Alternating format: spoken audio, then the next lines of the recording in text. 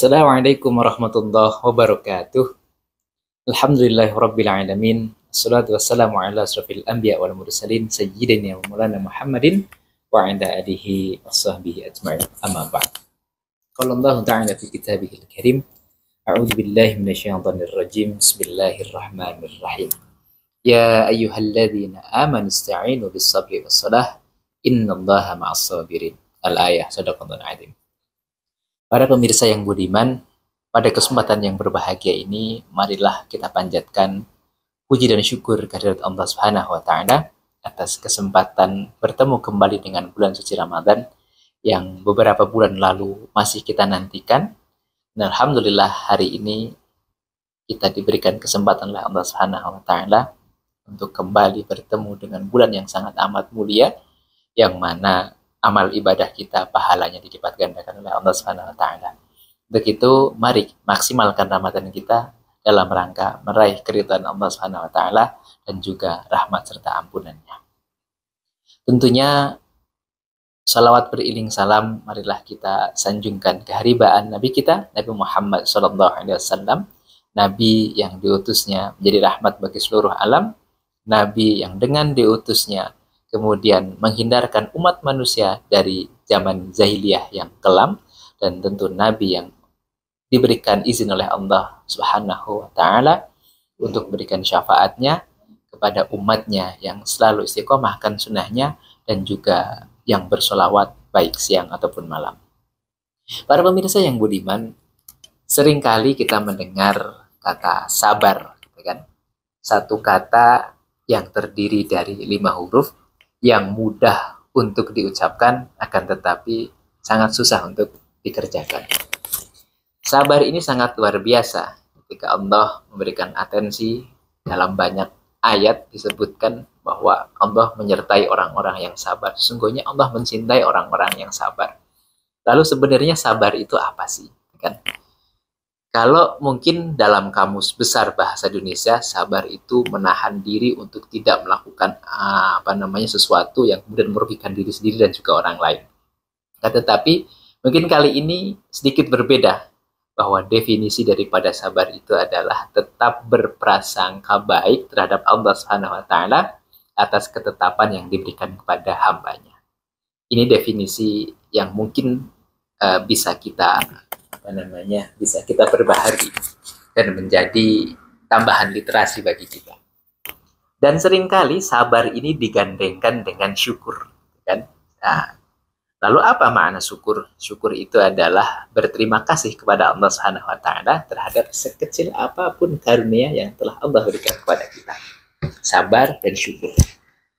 Seringkali juga diucapkan bahwa sabar dan syukur ini yang akan menentukan bagaimana posisi kita. Apakah kita menjadi hamba Allah yang mulia di sisinya, atau justru sebaliknya, karena ketidaksabaran dan tidak kesyukuran kita menjadikan kita hamba yang hina di hadapan Allah Subhanahu wa Ta'ala.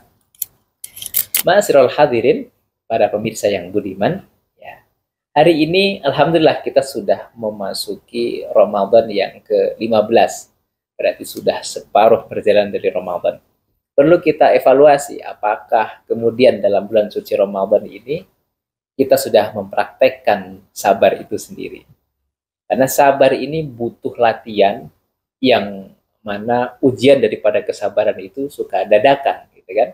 Sedangkan penyelesaian daripada sabar ini kadang-kadang memang sangat luar biasa, butuh latihan, kemudian butuh pembiasaan. Nah, siapa yang sabar itu kan akan mendapatkan apa yang dia inginkan, seolah-olah gitu. Man sabara ghafira. Orang yang sabar itu akan beroleh bagiannya.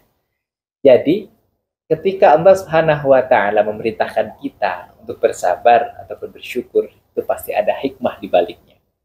Pertamanya, jika kita melihat dalam surah Al-Baqarah ayat 154 sampai dengan, atau 155 sampai dengan 157 disebutkan bahwa di 155, mohon maaf, walanabluwannakum bisyai'in minal khaufi wal ju' wa naqsin minal amwali wal anfusi wath thamarat wabasyiris sabirin.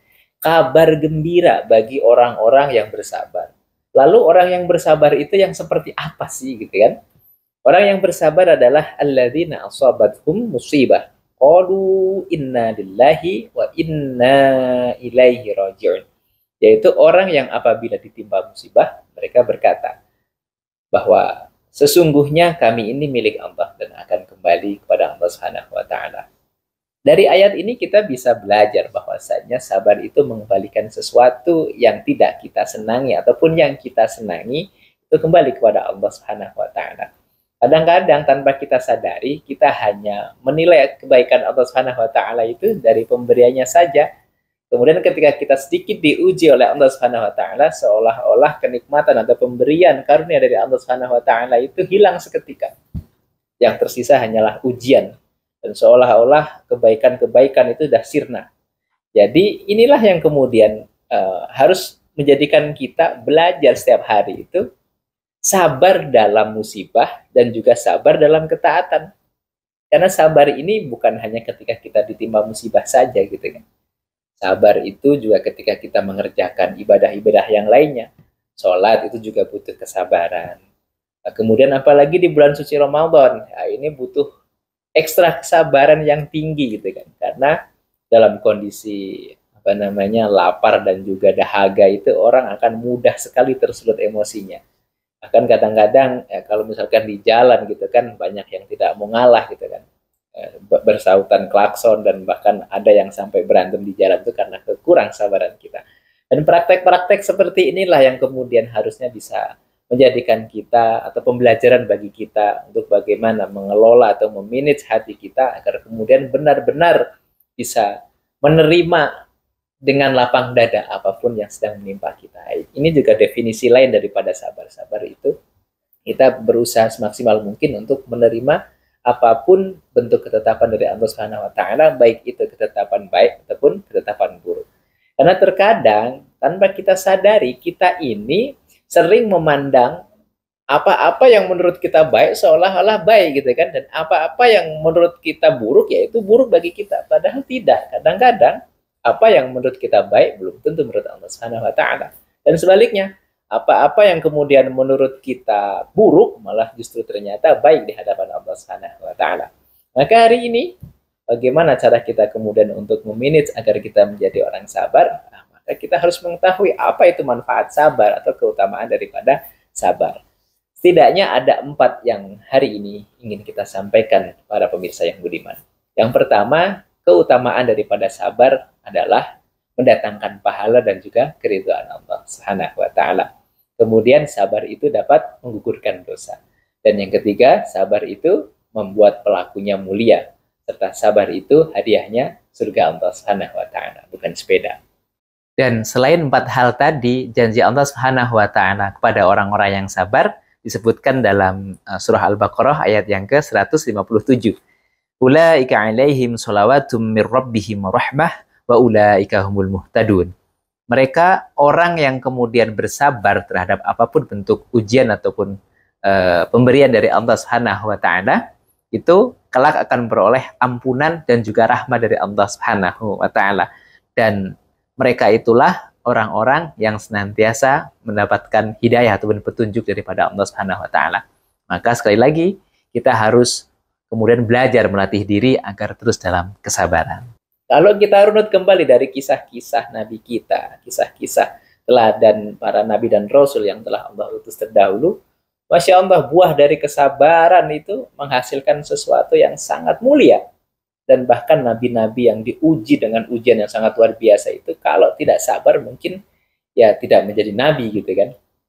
Banyak seperti misalkan Nabi kita Nabi Muhammad SAW yang dari kecil sampai dengan dewasa itu kemudian banyak cacian, banyak makian. Ini kan kemudian kalau kita lihat Nabi ini sangat luar biasa kesabarannya. Bahkan ketika dilemparin kotoran, kemudian ingin dibunuh dan sebagainya, masih sempat memaafkan yang mau membunuh Nabi kita Nabi Muhammad SAW. Buah dari kesabaran itu sangat luar biasa. Pun demikian kalau kita lihat kembali kesabaran Nabi Ayub alaihissalam ketika diberikan ujian berupa sakit yang sangat luar biasa. Coba kita lihat apa yang kemudian Nabi kita dari keteladanan Nabi Ayub alaihissalam ini ketika diberikan nikmat sakit yang lama, Apa yang beliau ucapkan? Bahwa sakit yang aku derita ini jauh lebih singkat daripada nikmat sehat ataupun nikmat kesehatan yang telah Allah berikan. Jadi, andaikan dari sakit ini kemudian dapat mendatangkan keridhaan Allah Subhanahu wa taala, maka aku rela dan mendatangkan dan menjadikan aku masuk ke dalam surganya Allah Subhanahu wa taala, maka aku pun rela agar Allah ridha. Dan inilah namanya sabar. Sabar itu rela dan ridha terhadap apapun bentuk ketentuan yang Allah berikan kepada kita. Maka hari ini, mari kita mencoba belajar dan melatih diri kita, apalagi di bulan suci Ramadan ini, kita menahan dari hal-hal yang dilarang oleh Allah Subhanahu wa taala, itu juga bagian daripada kesabaran. Pun demikian, kalau tadi kita sampaikan bahwa sabar itu tidak hanya ketika kita ditimpa musibah saja atau diuji oleh Allah Subhanahu wa taala berupa yang hal-hal yang tidak kita sukai. Pun demikian dengan Nabi kita Nabi Sulaiman alaihi wassalam, ketika diberikan kemuliaan oleh Allah Subhanahu wa taala, ya kalau kita bilang saat ini mungkin bahasanya harta, tahta dan wanita, semuanya ada pada diri Nabi kita Nabi Sulaiman alaihi wassalam. Ini juga bagian dari ujian kesabaran. Apakah kemudian dengan kemuliaan yang Allah berikan kepada Nabi kita Nabi Sulaiman alaihi wassalam membuat Nabi Sulaiman kemudian jumawa atau bahkan sombong seperti Qarun dan sebagainya? Tidak, justru ketika ditanya ataupun rakyatnya berkata, wah sangat luar biasa engkau Sulaiman, gitu kan? Apa jawaban Nabi kita Nabi Sulaiman alaihi wasallam? Hadza min fadli rabbi. Ini bagian daripada karunia Allah Subhanahu wa taala. Apakah dengan ujian yang Allah berikan, kekayaan yang seperti ini menjadikan aku kemudian bertakwa kepada Allah Subhanahu wa taala, atau justru sebaliknya, aku menjadi orang yang ingkar terhadap nikmat-nikmatnya? Inilah kemudian sabar itu bisa kita terapkan di dua sisi, baik itu sabar ketika kita menerima kenikmatan dari Allah Subhanahu wa taala berupa kemuliaan, ataupun sebaliknya, sabar dalam menerima segala bentuk ujian yang Allah berikan, baik itu ujian penderitaan ataupun hal-hal yang mungkin tidak berkenan dalam kehidupan kita. Maka hari ini, jika kita mendengar kata sabar, ya, kita perlu dan butuh untuk selalu melatih diri kita agar kita menjadi hamba Allah yang memiliki kesabaran. Apalagi jika tadi sudah kita sampaikan bahwa manfaat sabar itu sangat luar biasa, gitu kan, termasuk mendatangkan pahala dan juga keridhaan Allah Subhanahu wa taala. Maka di bulan suci Ramadan ini, kesabaran ekstra kita ini justru akan mendapatkan pahala yang ekstra juga dari Allah Subhanahu wa taala. Maka maksimalkan Ramadan kali ini untuk benar-benar berlatih, yang melatih dari segala macam yang kemudian dapat membatalkannya, gitu kan, itu juga termasuk bersabar. Bahkan menunggu waktu makan dari fajar sampai dengan nanti maghrib itu juga proses daripada belajar atau melatih diri kita agar kita selalu dalam kesabaran. Maka dari itu, sekali lagi, mudah-mudahan dengan datangnya bulan suci Ramadan ini, kemudian kita semakin belajar bahwasanya sabar itu membuat kita atau pelakunya menjadi mulia di sisi Allah Subhanahu wa taala.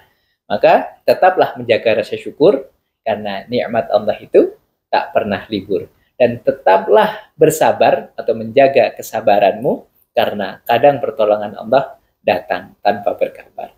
Dan tentunya keberkahan bisa kita dapatkan dari bagaimana cara kita mensyukuri nikmat yang Allah berikan. Satu lagi mungkin, tetaplah bersyukur, karena nikmat Allah itu selalu membuat kita harusnya bertambah ketaatan kepada Allah Subhanahu wa taala. Karena hidup ini pada hakikatnya tidak perlu dicemaskan, karena hidup antara sabar tanpa tepi dan syukur tanpa tapi. Mudah-mudahan yang sedikit ini senantiasa mendatangkan manfaat untuk kita semua, dan Allah berkenan untuk menerima amalan Ramadan kita semua. Demikian yang dapat kami sampaikan. Billahi taufiq wal hidayah. Assalamualaikum warahmatullahi wabarakatuh.